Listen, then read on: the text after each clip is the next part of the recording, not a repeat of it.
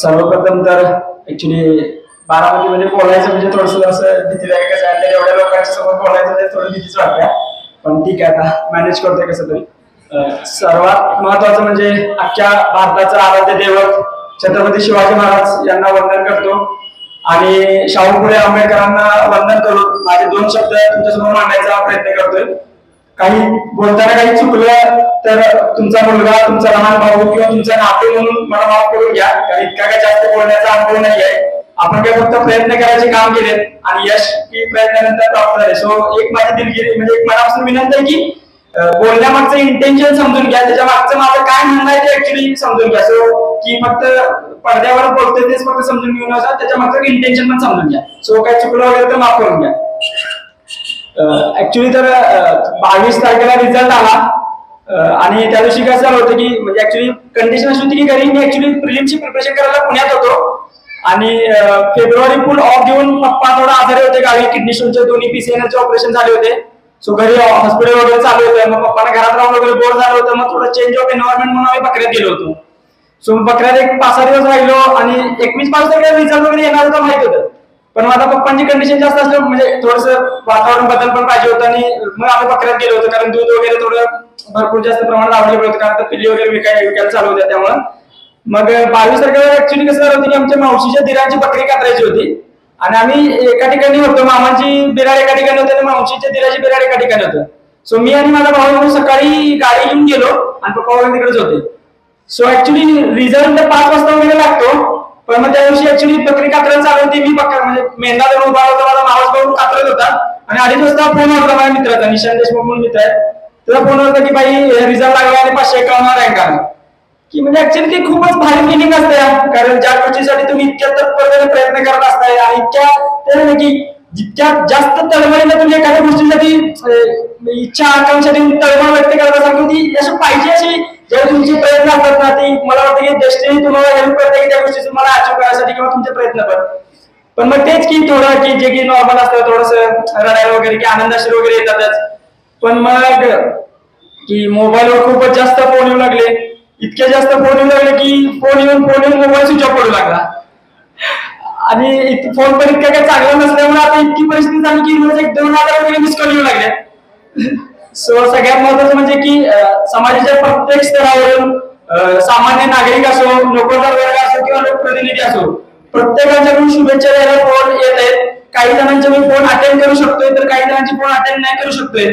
So एकच म्हणायचं की ज्यांचे मी फोन अटेंड नाही करू शकतोय किंवा ज्यांना मी रिप्लाय नाही देऊ शकतोय त्यांची मी ऍक्च्युली दिलगिरी व्यक्त करतो, कारण काय ना माझं सक्सेस हे माझं नाहीये, कारण हे काय दर्शवतंय एका सामान्य माणसाचं सक्सेस आहे मला दाखवते की म्हणजे एखादा सामान्य माणूस जिद्द चिकारी ठेवला आणि आपल्या प्रयत्नांशी प्रामाणिक राहून कष्ट करू लागला तर तो त्यांच्या प्रयत्नामध्ये नक्कीच यशस्वी होऊ शकतो. हे ज्या मागचं मला वाटतं की रहस्य की इतकं जास्त लोकांनी डोक्यावर घेण्याचं कारण हेच आहे की लोकांना वाटतं की माझा भाऊच झाला IPS, लोकांना असं वाटतं की माझाच पोरगा IPS झालाय. सो सांगायचा उद्देश काय की लोक कसं आहे की दरवर्षी UPSCचा रिझल्ट लागतो, दरवर्षी 1000 विद्यार्थी सिलेक्ट होतात, पण मग क्वचितच एखाद्या विद्यार्थ्याला लोकांकडून खूपच जास्त आपुलकी प्राप्त होते. मग या आपुलकी प्राप्त होण्याचं कारण हेच आहे की लोक माझ्या सक्सेस सोबत असोसिएट करायला लागले की यार अरे यार म्हणजे ठीक आहे खूपच भारी आहे, की म्हणजे असं वाटायला नाही की इतकं म्हणजे की एकदम गावाकडून आलेला विद्यार्थी आहे, इतकं जास्त कष्ट वगैरे घेतले. पण कष्ट म्हणजे सांगायचं उद्देश काय की कष्ट आणि UPSC तुम्हाला माहिती की इतकी पण सोपी एक्झाम नाहीये आणि इतकी पण अवघड पण नाहीये, कारण मी क्रॅक करू शकतोय तर माझ्यासारखे सगळे विद्यार्थी क्रॅक करू शकतात. सो अवघड आणि सोपं हे फक्त आपल्या मनाची स्थिती असते असं मला वाटतंय. समजा तुम्ही म्हणतात की आता अवघड आहे तर ते अवघडच जाणार आणि तुम्ही म्हणतात तर सोपं आहे तर मग थोडं सोपं पण जाणार, पण हे म्हणून पण चालणार नाही, पण कष्ट पण करावे लागणार की फक्त म्हणजे हा ठीक आहे सोपं आहे आता असं करतो म्हणून काय जमणार नाही. सो की प्रयत्न पण करायला पाहिजे. सो थोडंसं माझ्या UPSC जर्नी बद्दल बोलूयात असं मला वाटतं की जे तुम्हाला खूप जास्त असं वाटतं की भारी आहे. ऍक्च्युली एप्रिल 2021 पासून मी माझी UPSC जर्नी चालू केली, पण त्याआधी मी जुलै 2020 मध्ये माझं ग्रॅज्युएशनचं लास्ट इयर चालू होतं, म्हणजे मी college of engineering Pune COB मधून BTech पास आउट केलं. पण मी त्या लॉकडाऊन मध्ये आता घरी बसून काय करायचं, कॉलेज पण ऑनलाईन शिफ्ट झालं होतं, घरी पण थोड्या पैशांची गरज होती, मला काय करायचं तर पोस्टमनचा जॉब जॉईन केला मी. गंगापूर पोस्ट ऑफिस म्हणून आमच्या इथून जवळच आहे, त्यावेळी जास्त काम नसायचं पोस्टाचं, कारण लॉकडाऊन होतं. म्हटलं आता ठीक आहे, आठवड्यात एकदा दोनदा जाऊन जर समजा 10,000 महिन्याला मिळत असतील तर भारीच काम आहे ना, काय निवांत काम आहे. तासावर पत्र वाटायची यायची आणि 10 पण द्यायला लागले, सो ते भारी वाटायचं. सो एक 10-11 महिने पत्र पोस्टमनचं काम केलं, पण नंतर नंतर कामाचा तापा वाढला. पण मग बॅक ऑफ द माइंड एक होतं की प्रिपरेशन करायचे, पण ते प्रिपरेशन करायसाठी स्पार्क भेटत नव्हता. म्हणजे एक थिंकीची गरज असते तुम्हाला, जी की पूर्ण तुम्हाला हेल्प करत असत्या. मग त्याच वेळी माझा मित्र जय पाटील, ज्याचे की तुम्ही व्हिडिओ मध्ये खूप जास्त वेळा नाव पण ऐकलं असेल, मंगळवेढ्यात आहे, त्याचे आजोबा बीटी पाटील सर म्हणून, त्यांचे एक विद्यार्थी अजित श्याम इंडस्ट्रियलिस्ट आहेत पुण्यामध्ये, त्यांची यंत्रणावेश नावाची कंपनी आहे. सो त्यांनी मला ठरवलं की 2,35,000 रुपयाची मदत त्यांनी मला क्लास नावासाठी केली. सो एप्रिल 2021 मध्ये मी आणि जय दोघं दिल्लीला जायचा प्लॅन केला. 2,35,000 रुपये त्यांनी पाठवले क्लास नावाला. एक वर्षाचा क्लास केला. 2022चा अटेम्प्ट मे जूनच्या दरम्यान 2022चा माझा पहिला अटेम्प्ट दिला. पण क्लास संपण्यापासून आणि एक्झामच्या मधला पिरियड खूप कमी होता, माझ्याकडून माझे इफर्ट्स कमी पडले, प्रिलिम्स पास नाही झालो.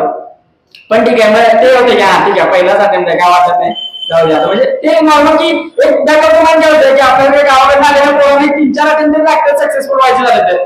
सो असं नव्हतं की हा मला एकदम पहिल्याच अटेम्प्ट मध्ये IAS बनायचं असं काय मला पहिल्यापासूनच काय नव्हतं. आणि माझ्या मित्रांना पण नेहमी ते सांगायचो की भाई माहित नाही आता बाकीचे जे पोरं फर्स्ट अटेम्प्ट मध्ये करतात ते लईच भारी असतात, आपण एवढं काय पण भारी नाही असं मी म्हणायचो.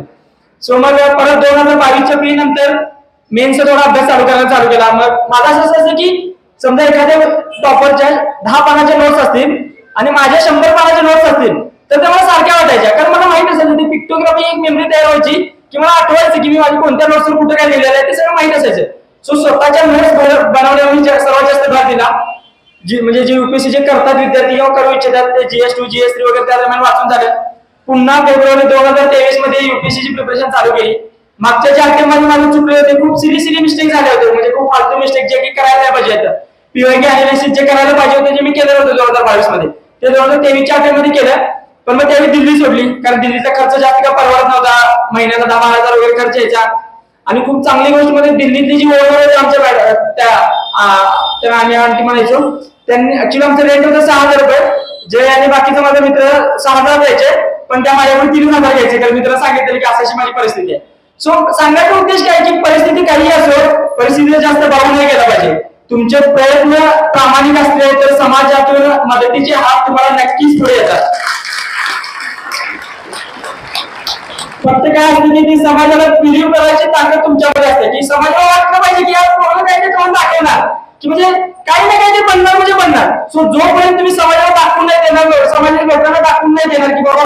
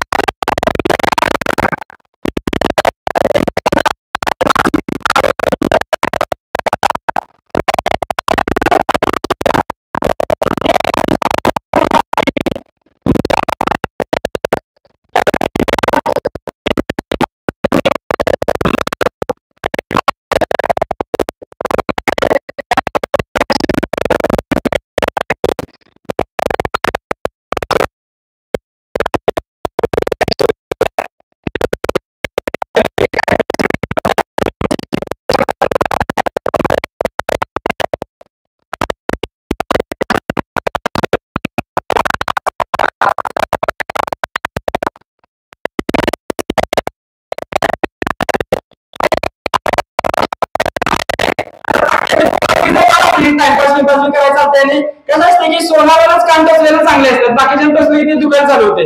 म्हणजे तसे ते माझे मित्र होते की जे की चुकलं वगैरे तर सांगायचे. सो मग 2023चा पुन्हा अटेम्प्ट दिला पुण्यातून. त्यावेळी ट्राय केलं की मी ज्यावेळी मागच्या वेळी कसं होतं की माझ्या सिली मिस्टेक होत होत्या, सो थोडंसं रोज लायब्ररीला जाण्याच्या आधी 10 मिनिटं मेडिटेशन करायला ट्राय केलं. सो त्या मेडिटेशनचा फायदा इतका झाला की जेव्हा फालतू चुका व्हायच्या त्या चुका कमी व्हायला मदत झाली. आणि त्या वर्षी 2023ला माझी सिव्हिल सर्व्हिसेसची आणि फॉरेस्टची दोन्हीच्या पण प्री निघाल्या. सप्टेंबर मध्ये मेन्स दिली, पण ऑगस्ट मध्ये मला डेंग्यू झाला. डेंग्यू मध्ये 15 दिवस गेले. ऑप्शनल पेपर तुझा अभ्यास झाला नाही माझा. पण मग ते की सिव्हिल सर्व्हिसेसच्या मेन्सला चांगलं देऊ नाही शकलो. सो फॉरेस्टची मेन्स खूप जास्त जिद्दीने दिली. फॉरेस्टच्या मेन्स दिल्यानंतर असं वाटतं होतं की सिलेक्शन होणार आहे माझं, पक्का आहे ते फायनल सिलेक्शन झालं, पण ऍटलीस्ट इंटरव्ह्यू तरी देणार. येणार आहे, ढोलपूर हाऊसला जायची संधी नाही मिळणार आहे असं वाटत होतं. जानेवारीमध्ये रिझल्ट आला, माझ्या 2 चांगल्या मित्रांची मेन्स क्लिअर झाली, माझी क्लिअर नाही झाली. 15 दिवस कोम्यात गेलो की ऍक्च्युली कळलंच नाही की म्हणजे ते असं असतं की ते खूप जास्त असोसिएट झालं होतं रिझल्टच्या बाबतीत की येणार आहे आणि वाटलं होतं खूप जास्त मार्क्स वगैरे काढून बघितली होती की हा एवढं पडतात 600 कसं तरी पडत्याचं वाटलेलं. फायनल रिझल्ट आल्यानंतर कळालं की कट ऑफ 608 लागले आणि मला पडले होते 605. सो कट ऑफ 3च मार्क राहिला होता. पण अपयश आलं होतं, पण अपयश मला काय सांगू की भाई तू केलं की होऊ शकते. सो हे ऑप्टिमिझम जे की तुम्ही चांगलं बघण्याची, अपयशातून पण चांगलं बघण्याची कुणी सांगितलं आपल्याला? एखाद्या अवघड परिस्थिती आली तर त्या परिस्थितीवर कसं मार्क करायचं आपल्याला महाराजांनी शिकवले. किंवा परिस्थिती किती अवघड असू दे त्यातून तुम्ही मार्क काढला म्हणजे महाराजांनी आपल्याला सांगितले. सो हे महाराजांचे विचार काय फक्त फोटो किंवा स्टेटस किंवा गाणी लावले पुरते राहायचे, रिअल आयुष्यामध्ये अप्लाय करायचे. पण म्हणजे आता कुठे म्हणजे असं वाटतं की ती कुठे काळाच्या ओघामध्ये कुठे म्हणजे मागे पडायचं. मला असं वाटतं की तुम्ही सर्वांनी संकट आले तर महाराजांचे विचार किंवा शाहू फुले आंबेडकरांचे विचार तुम्ही रिअल लाईफ मध्ये वापरायला पाहिजे असं मला वाटतंय. पण मग पुन्हा 2024 ची प्री दिली, पुण्यातूनच दिली. प्री देताना माझा असा फोकस होता की सिव्हिलच्या मेन्स तर माहित नाही, सिव्हिल सर्व्हिसेसच्या, पण फॉरेस्टची मेन्स तर काढू शकतो याचा कॉन्फिडन्स येऊन होता. सो मला जास्त असं वाटत होतं की सिव्हिलची प्री माझी निघणार होती म्हणजे सिव्हिल सर्व्हिसेसची, पण फॉरेस्टच्या प्रीसाठी तयारी करत होतो. रिझल्ट आला, सिव्हिलची प्री निघणार होती, काही रिझल्ट बघितला पण नाही. फॉरेस्टची प्रीचा रिझल्ट बघितला, प्री निघायने खूप जास्त वाईट वाटलं. सिव्हिलची प्री निघाली याचं थोडं पण आनंद झाला नाही. माझ्या ज्या मित्रांची प्री निघाली होती त्यांच्यासोबत मी जवळ राहिलो होतो. भाई साहेब अरे माझी फॉरेस्टची प्री नाही निघायला, आणि ती बोल म्हणत होतं साऱ्या तुझी प्री तर निघायची प्री पण नाही निघाली. सो की ते एक होतं. पण मग नंतर रिअलाइज होत गेलं. पण मग एक की 2023च्या मेन्सला ऑप्शनलच्या पेपरला अभ्यास केला नव्हता. सो जीएस थोडाफार चांगला होता. सो फक्त यावेळी 2024ला जीएस माझा एकच फुल लेंथ पेपर लिहिला, त्यानंतर कोणताही जीएसचा पेपर लिहिला नाही. ऑप्शनलच्या दोन्ही पेपरचं खूप चांगली प्रिपरेशन केली, खूप चांगली प्रिपरेशन केली. जीएसचे पेपर लिहून आलो, मग आता वाटलं आयला इंटरव्ह्यूचा कॉल येतो यावर्षी. मग परत ऑप्शनल पेपर 1 झाला माझा, जो की माझा स्ट्रॉंग पॉईंट होता आणि त्याला मागच्या वर्षी पण मला चांगले मार्क होते. ऑप्शनल पेपर 1 पण चांगला गेला. म्हणलं वाटलं की आता थोडं चांगलं प्रेझेंटेशन वगैरे केलं अजून एक 10 मार्क वाढतात. मागच्या वर्षी 135 होतं, ते 145 150 वगैरे तरी पडतील. आणि जरा स्ट्रॉंग झाली की आता इंटरव्ह्यूचा कॉल येतो वाटतं. पेपर 2 दिला, खूपच रॅन्डम. मला असं वाटलं घडलं वाटायला सगळेच आता की जे काही इंथुझियाझम होतं की आता इंटरव्ह्यूला ढोलपूर हाऊसला जायचंय ते सगळं माझं इंथुझियाझम निघून गेले. आता म्हणले की बोंबा आता झाली की काय की परत पुढच्या वर्षी आता अटेंड द्यावं लागतं वाटायला. आणि युपीएससी करणाऱ्या पोरांना किंवा एमपीएससी करणाऱ्या पोरांना सगळ्यात मोठं दुःख काय असते की मेन्स देऊन आल्यानंतर मेन्स देऊन परत प्री द्यायला जाणं म्हणजे डोक्याला ताप असते, खूप जास्त भीती असते. आणि प्रीचं खूपच रॅन्डम आहे, काय युपीएससी खूपच अवघड आहे. मग त्यावेळी माझा बॅकअप ऑप्शन म्हणून सीएपीएफ ची एक्झामिनेशन ऑगस्टमध्ये दिली एक्झाम. प्री मेन्स एकाच दिवशी असतात. सीएपीएफ ची एक्झाम क्वालिफाय झाली. नोव्हेंबर मध्ये फिजिकल मेडिकल असते पुण्याला. सीआरपीएफच्या ग्राउंडमध्ये फिजिकल पण क्वालिफाय झालं, मेडिकल पण क्वालिफाय झालं. आणि त्याचा ती एक्झाम पण युपीएससी कंडक्ट करते आणि त्याचा इंटरव्ह्यू पुढच्या म्हणजे या महिन्यात आहे माझा. ऍक्च्युली आता मे मध्ये आहे. आता जायचं नाही जायचं माहित नाही, पण इंटरव्ह्यू आहे. सो की एक बॅकअप डोक्यात होता की सीएससीचं नाही काय होतंय काय माहित नाही, कारण डिसेंबरला सीएससीचा रिझल्ट लागला. सो एक होतं की जाऊ दे काय पण जाऊ दे, ढोलपूर हाऊसला जायची संधी मिळत्या, जायचंय. मग 9-10 डिसेंबरला पप्पांचं ऑपरेशन करायला आम्ही डीवायबीडी कोल्हापूरला गेलो होतो. पप्पांचं ऑपरेशन दुसऱ्या दिवशी करायचं होतं आणि आदल्या दिवशी संध्याकाळीच रिझल्ट आला की बाई मेन्स क्लिअर झाल्या. मग मेन्सची ऍक्च्युअली प्रिपरेशन करायला मी, निशांत आणि बारामतीचीच कोमल आहे, ते आम्ही तिघांनी एकत्र प्रिपरेशन केली होती. खूप जास्त मनापासून असं वाटलं होतं की माझं होतंय का नाही माहित नाही, पण कोमलचं होईल असं मी खूप जास्त अपेक्षा होती. पण काय माहित की काही गोष्टी मे बी तिच्या फेवर मध्ये नव्हत्या. सो कोमलचं झालं नाही, म्हणजे त्याबद्दल ऍक्च्युअली खूपच जास्त वाईट वाटलं. पण मग 9-10 डिसेंबरला रिझल्ट लागल्यानंतर 20 डिसेंबरला इंटरव्ह्यूचं शेड्यूल बाहेर पडलं आणि त्यावेळी कळालं की 20 जानेवारीला इंटरव्ह्यू आपला. खूपच जास्त असते की खूपच जास्त भीती वाटायला लागली. युपीएससी सारखा इंटरव्ह्यू एका महिन्यामध्ये कशी तयारी करायची. पण मग हेच की कोमल आणि निशांत माझ्यासोबत होते, युनिक अकॅडमीचे प्रवीण चव्हाण सर होते. एक होते की आपण कसं असते की आपल्या गावाच्या पोरांना माहित नाही. आता मी ऍक्च्युली हे ब्लेझर वगैरे आता पहिल्यांदा गोष्टी घालायला चालू केल्या युपीएससीच्या इंटरव्ह्यू वगैरे जाताना. शिवाय वगैरे त्यावेळी शिवून घेतले ऍक्च्युली मी. खूप अनकम्फर्टेबल वगैरे फील होते. शूज वगैरे पण कधी घातले नव्हते, आपल्या नॉर्मल सँडलवरच असायचो. ते शूज घातले थोडं शू बाईट वगैरे व्हायचं, थोडं सुरुवातीला टोचायला वगैरे चालू करायचं. मग ते प्रवीण चव्हाण सरांच्याकडे गेलो. मग त्यानंतर सरांनी सांगितलं की शेव करायची काय, ट्रिम करायचं, केस केवढी कट करायची, शूज कोणत्या प्रकारचे घ्यायचे, ब्लेझरचा कलर वगैरे कोणता घ्यायचा, मग पांढरा ड्रेस घालायचे कोणता ड्रेस घालायचा, म्हणजे आपल्या गोष्टी की खूप खराब ड्रेसिंग सेन्स आहे माझा, मला ऍक्च्युली कळत आहे. प्रिपरेशन काय एक टी शर्ट आणि नाईट पॅन्ट झाला की संपला विषय, जायचं बायबरला यायचं परत झोपायचं. सो त्याला काय सेन्सच नव्हतं की कोणते ड्रेस. आणि एक काय की युपीएससी काय असायचं की बाकीच्या विद्यार्थ्यांना तुम्ही असं वेगळं नाही दिसलं पाहिजे, की म्हणजे असं खूप जास्त असा भडक असा टाय वगैरे घातलाय, एकदम झंकी पेंकी ड्रेस वगैरे घालून इंटरव्ह्यूला गेलाय. सो असं काय अपेक्षा नसते. त्यांचा अपेक्षा काय की एक चांगला सिव्हिल सर्वंट बनताय तर एक डिसेंट युनिफॉर्म वगैरे म्हणजे डिसेंट तुमचं क्लॉथिंग वगैरे असायला पाहिजे. मग सरांनी वगैरे त्यावेळी सांगितलं, मग कपडे वगैरे घेतले, ब्लेझर वगैरे शिवून वगैरे घेतलं. 20 जानेवारीला माझा इंटरव्ह्यू होता. ऍक्च्युली त्या दिवशी आमचा बोर्ड आफ्टरनून सेशन मध्ये होता आणि 2 वाजता बोर्ड चालू व्हायचा होता, 2:30 वाजता बोर्ड चालू झाला. त्याचा फटका मला आता बघतोय 160 मार्क पडला, कारण इंटरव्ह्यू चालू होता. ऍक्च्युली इंटरव्ह्यू मध्ये गेला. सुरुवातीला चेअरमन सरांनी मला थोडस माझ्या म्हणजे पोस्टामध्ये जॉब केला होता, एबीपीएम म्हणून, असिस्टंट ब्रांच पोस्ट मास्टर म्हणून. ते एबीपीएमचा अर्थ सरांना माहित नव्हता. मग त्याबद्दल त्यांनी मला विचारलं. मग त्यांनी मला सांगितलं की तू जॉब सोडलास, मग जॉब सोडल्यानंतरच्या आत्ताचे तुझे फायनान्सेस कसे मॅनेज करतो हे त्यांनी मला विचारलं. मग त्यावेळी मला भारी वाटलं, माझं थोडं फायनान्शियल बॅकग्राऊंड वगैरे कन्सिडर केला तर मार्क वगैरे मला जास्त पडत वाटतं. बॅकग्राऊंड माइंड मध्ये जरा चांगलं होतं गेले. आणि मग दुसऱ्या एका सरांनी एकदम फुल मला माझी घ्यायचीच ठरवली त्या सरांनी पूर्ण वगैरे. आता सरांना माहिती आहे की युपीएससीच्या इंटरव्ह्यूचं कसं आहे, ग्रिलिंग करायला एखादा मेंबर वगैरे चालू केले की फुल ग्रिलिंग करायला चालू करतात. मग त्यांनी मला ऍक्च्युली ती इंडिया बाहेर डिबेटवर पण क्वेश्चन विचारायला चालू केले. त्यानंतर पीओके बद्दलचं वगैरे पण क्वेश्चन विचारले. पण मग तेच की आपल्याला खूप जास्त एक्सपिरियन्स नाही, काय जे काही थोडंफार नॉलेज आहे की जे काही ऑलरेडी सर्व्हिस मध्ये आहेत सरांच्या सारखे त्यांनी सांगितलेले कुठल्या भाषणामधल्या त्याच्या पुढे नोट्स वगैरे काढून ठेवले किंवा बॅक ऑफ द माइंड मध्ये असलं की हे ऑफिशियल ओपिनियन आहे गव्हर्नमेंटचं. मग ती मी ओपिनियन सांगायला लागलो. खरं तर मला सांगा, माझ्यासारखं 25-30 वर्षाचे पोरगे 40 वर्ष अनुभव असलेले लोकांसमोर इंटरव्ह्यू द्यायला गेलो त्यांना माझ्यावर तर एकदम फालतूच वाटतं ना. म्हणजे त्यांना असं वाटलं की आता काहीतरी बुकिश वगैरे उत्तर द्यायला लागले, पण माझ्याकडे काही ऑप्शन पण नव्हतं. मला ठीक आहे उत्तर वगैरे दिली. मग अजून एक बोर्ड मेंबर होते. ऍक्च्युली माझी युपीएससी डिटेल ऍप्लिकेशन फॉर्म भरताना हॉबी भरून घेते तुमची, म्हणजे तुमचं छंद काय आहे विचारतात.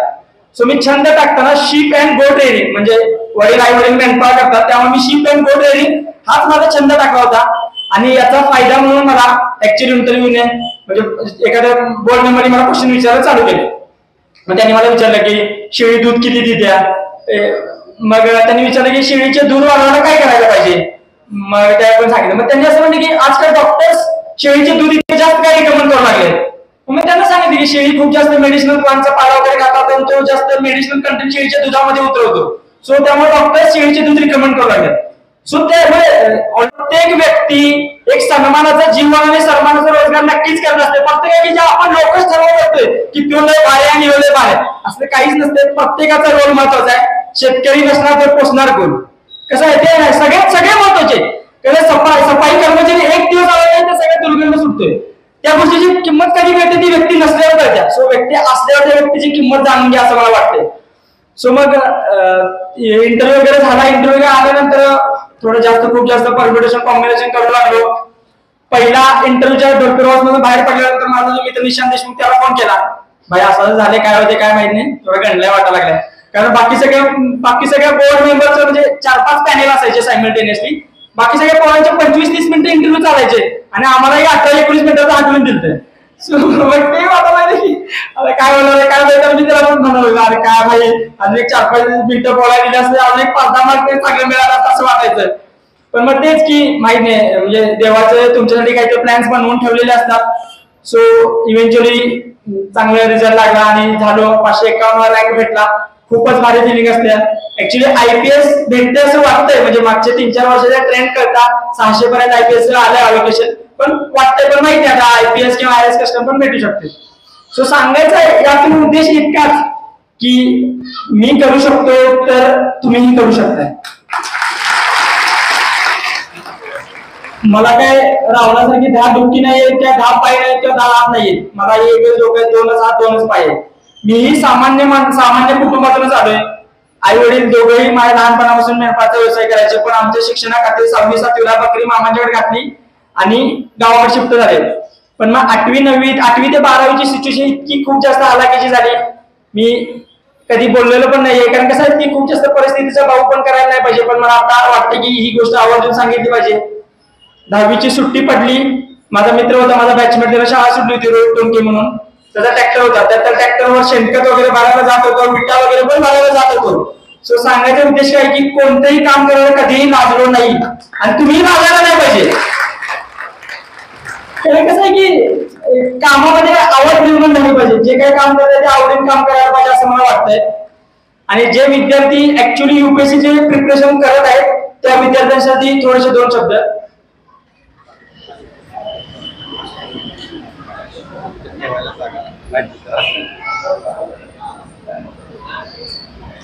आता बरेच माझे मित्र आहेत जे माझ्यापेक्षा पण खूप जास्त हुशार आहेत, माझा खूप जवळचा मित्र पण आहे. पण अशा वेळी काय होते की प्रीची जी थिन लाईन क्रॉस करणं ना खूप म्हणजे अनप्रेडिक्टेबल आहे. काही जणांचे होते, काही जणांना तो नॅक भेटतो, काही जणांना नॅक भेटत नाही. सो काही असे मित्र आहेत की ज्यांचे कॅलिबर असतात तरी पण प्री क्रॅक होत नसत्या. सो तर त्या विद्यार्थ्यांनी काय त्यांना सांगेन की इतकंच की प्रयत्न करत राहा. पण असे काही विद्यार्थी असतात म्हणजे कसं असतं की प्री क्रॅक न होणं म्हणजे काय कट ऑफ 90 आहे आणि तुम्हाला पडतात 85 87. सो काय म्हणायचं काय कंटिन्युअसली तेवढे मार्क म्हणायचं काय उद्देश की तुम्ही खूप क्लोज आहे. म्हणजे थोड्याफार गोष्टी त्या दिवशी तुमच्या फेवर मध्ये नाहीये पण मग तुम्ही प्रयत्न करू शकताय, अजून एखादा दुसरा अटेम्प्ट देऊ शकताय ज्यांचं क्लोज आहेत मार्क. पण असे काही न आहेत की ते 3-4 वर्ष प्रिपरेशन करतात किंवा 5-6 वर्ष प्रिपरेशन करतात, कट ऑफ असतो 80, यांना पडतात 50-40 आणि पूर्ण वाटतं करतो वाटतं 5-6 वर्ष प्रिपरेशन करायला चालू करतात. असं फालतूपणा बंद करायला पाहिजे ना. म्हणजे टू बी ऑनेस्ट मी थोडं रड बोलतोय पण मला असंच आहे की काय असं तोंडावर रोख बोलायचं, मागे असं गोडपीट बोलणं आपल्याला जमत नसते की म्हणजे तोंडावर गोड बोलतो आणि मागे असं काही आपल्याला जमत नाही. तर त्या पोरांना सांगायचं होते काय 3-4-5 अटेम्प्ट दिल्यानंतर स्वतःला स्वतःची पात्रता समजते. ऍक्च्युअली कसं झाले की यावेळी पात्रता ही शब्द वापरायचो नाही, त्याच्यावेळी लायकी हा शब्द वापरायचो. पण माझे काही चांगले जवळचे मित्र त्यांनी म्हटले की लायकी जर असं तर असं वेगळं वाटते, जरा पात्रता वगैरे वापरतो, त्यामुळे मी आता पात्रता वगैरे वापरायला चालू केले.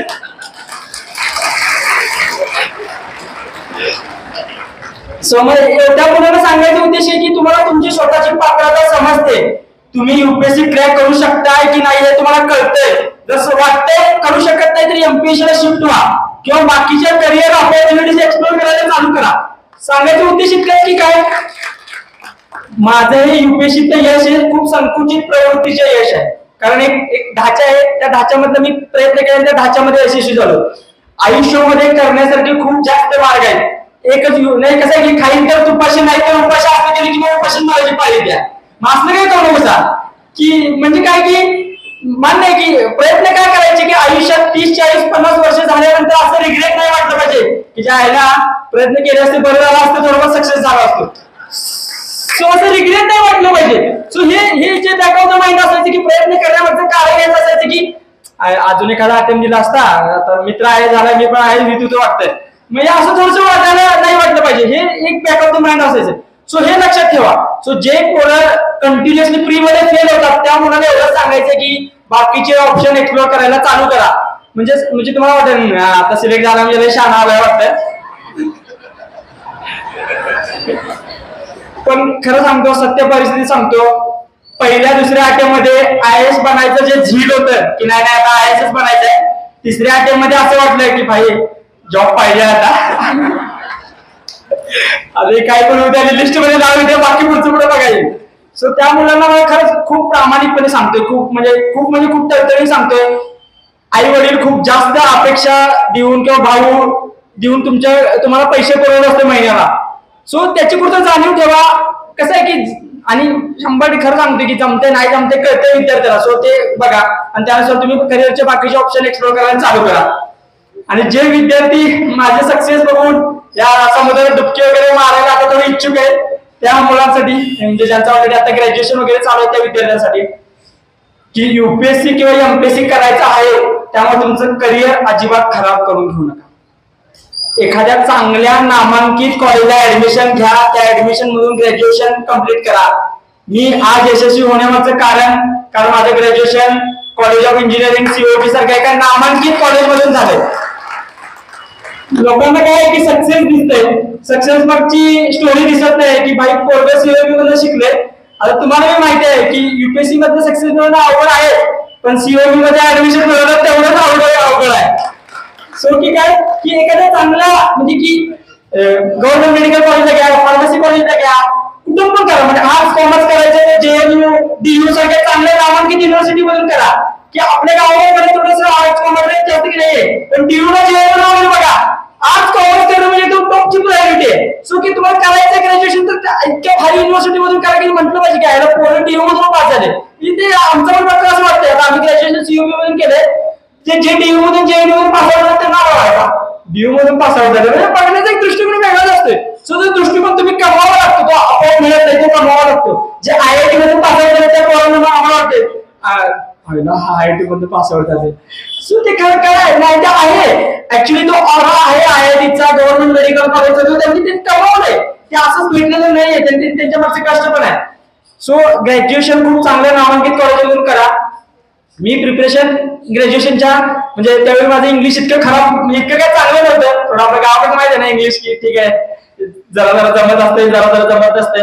मग इंग्लिशची ती भीती घालवण्यासाठी, म्हणजे जे प्रिपरेशन करायची इच्छुक आहेत त्या विद्यार्थ्यांसाठी सांगतोय ग्रॅज्युएशन मध्ये. सो थर्ड इयर मध्ये माझं म्हणजे थोडं कसं टेक्निकल इंग्लिश चांगलं होतं, पण जे ह्युमॅनिटीज मध्ये इंग्लिश जे द्यावं लागत होतं पेपरमध्ये इतकं काय चांगलं नव्हतं. सो मग डेलिब्रेट प्रॅक्टिस करायला चालू केली. NCERT जे की UPSC करणाऱ्या विद्यार्थ्यांसाठी खूप बेसिक समजलं जातं आणि ते बेसिक पण आहे. कसं NCERT ऍक्च्युली नवीन नवीन पोरांसाठी बनवलेले 12वीच्या, पण UPSC ची पोरगी इतकी आराम होते की त्याला समजत नाही, त्यामध्ये पण NCERT वाचायला लागतात. सो आम्ही काही हुशार नसतो असं मला म्हणायचा उद्देश आहे. मग तेच 12वीची NCERT परत वाचायला लागतात. मग पोरांनी मग थर्ड इयरला NCERT वाचायला चालू केली. मग त्यावेळी इंग्लिश माझ्या एवढं भारी नव्हतं. सो इंग्लिश मध्ये अवघड शब्दांच्या अर्थ मराठीमध्ये त्या पुस्तकामध्ये लागलो.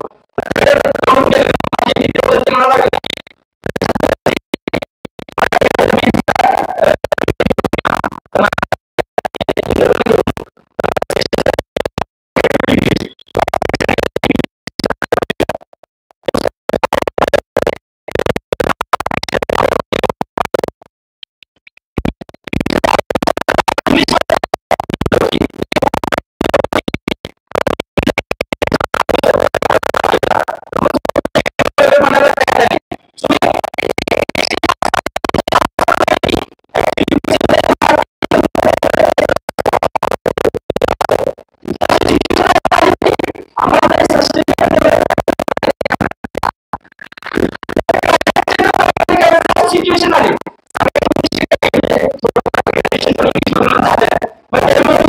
जे ऑलरेडी मराठीमधून ज्यांनी ग्रॅज्युएशन वगैरे केलं त्या मला काय म्हणायचं असते, मग ते थोडे कीवर्ड्स वगैरे जमा करून घेतले, कारण मराठीमध्ये अवघड पास व्हायचं. आणि खरं सांगतो 75 मार्क मिळवणं पण पोरांना अवघड जातात मराठीमध्ये. माझ्या एका मित्राला 76 मार्क पडले मराठीमध्ये, आणि मराठी क्वालिफाय झाला नाही तर तुम्ही तिथे किती पण मार्क घ्या तुमचा पेपर चेक होईल. सो सांगायचं की प्रत्येक विषयाचं महत्व आहे. मी हेच करेन तेच करेन एवढंच करेन तेवढंच करेन चालत नाही, हे करायला लागते, पर्याय नाही. तू करणार नाहीस तर बाकीचे कोणतं करणार, सिलेक्ट होणार कोण जाणार, आता तू ठरव करायचं की नाही करायचं. सो मग ते की ग्रॅज्युएशनच्या मुलांनी काय थोडंसं जे NCERT वगैरे चालू करा. माझा रँक 551 आहे, माझा खूप खाली रँक आहे. UPSC मध्ये ऑल इंडिया रँक 1 ते 10 मध्ये जी मुलं असतात त्यांची टॉपरची स्ट्रॅटेजी बघायला चालू करा. मी काय शिका माझ्याकडे अशी काही जादूची छडी नाहीये जी की मी 12मधल्या पोराला देणार आणि UPSC मध्ये 12मधली पोरं सिलेक्टच होणार. एकच जादूची छडी आहे, हार्डवर्क हार्डवर्क हार्डवर्क. बाकी आपल्याकडे काहीच मंत्र नाहीये जो की मी तुम्हाला देईन. आता इथे येण्यामागचं कारण इतकंच की आज एकटा यशस्वी होतोय, उद्या 12मधली 100 पोरं UPSCच्या लिस्टमध्ये लागतील. सो ग्रॅज्युएशनच्या मुलांनी त्या गोष्टीचं घेतलं पाहिजे. आणि मी दिल्लीला क्लास केला, क्लास करण्यामागचं कारण माझं हेच होतं की 2-3 वर्ष प्रिपरेशन केल्यानंतर परत रिग्रेट नाही झाला पाहिजे. आईला क्लास केला असता बरं झालं असतं, जरासं बरं भारी वाटलं असतं. सो की कसं आहे की माणूस आयुष्यामध्ये पैसा उभा करू शकतो. माझी परिस्थिती अजून पण खराब आहे, मला आता पेमेंट वगैरे चालू आहे नाही सांग, मनाचे उद्देश काय की आता जॉईनिंग वगैरे लाभ आहे.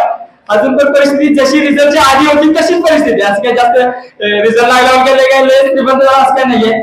सो सांगायचे उद्देश काय की मी करू शकतोय तर तुम्हीही करू शकताय.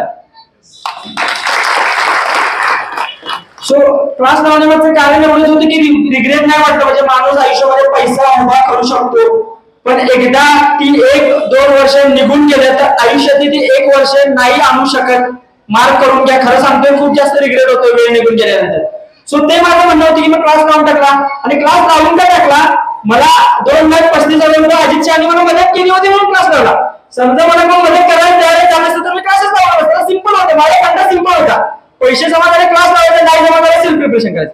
मग आता ज्यांच्या घरची फायनान्शियल कंडिशन चांगली आहे त्यांनी मला असं वाटतं की क्लास लावायला काही हरकत नाहीये. ठीक आहे, आता बाकीचं मी होतं सांगणार नाही, थोडं कॉपीराइट इश्यूमुळे मला सोडकत येते ते बोलणार नाही आता ऍक्च्युली ऑन स्क्रीनवर. ठीक आहे, मी बाकीच्या जे पोरं येतात त्यांना सांगेल ऍक्च्युली तसं टेलिग्रामवर काय काय चालतंय ते. सो मग ते क्लास वगैरे लावायचं. आणि खूप जास्त विद्यार्थी असेही आहेत ज्यांनी क्लास न लावता सेल्फ प्रिपरेशन गावाकडे राहून सुद्धा युपीएससी मध्ये रँक मिळवल्या. मग घरात सांगायचं नाही नाही मला युपीएससीची प्रिपरेशन करायची आहे. हा मग ठीक आहे कर की. नाही नाही मला पुण्याला जायचं आहे. हा पुण्याला जायला पाहिजे असं काही नाहीये. सांगायचे उद्देश काय की खूप जास्त पुण्यामध्ये लोंढेच्या लोंढे विद्यार्थ्यांचे येऊ लागले आणि त्यांना कळतच नाही की परत कधी जायचं.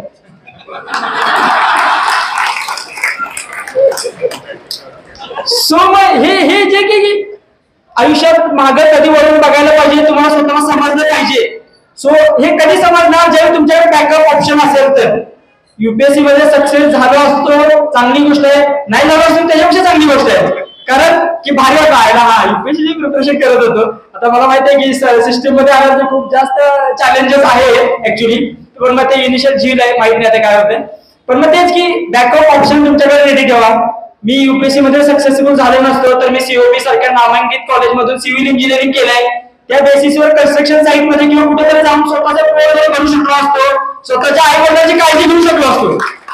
सो या गोष्टी बॅकअप द माइंड होत्या की फुल जायचंय ठीक आहे, पण कुठे बॅकअप द माइंड मध्ये प्लॅन बी असायला पाहिजे. कसं आहे की आम्हाला इथिक्स पण आहे, मग इथिकल पर्स्पेक्टिव्ह वेगवेगळं आहे.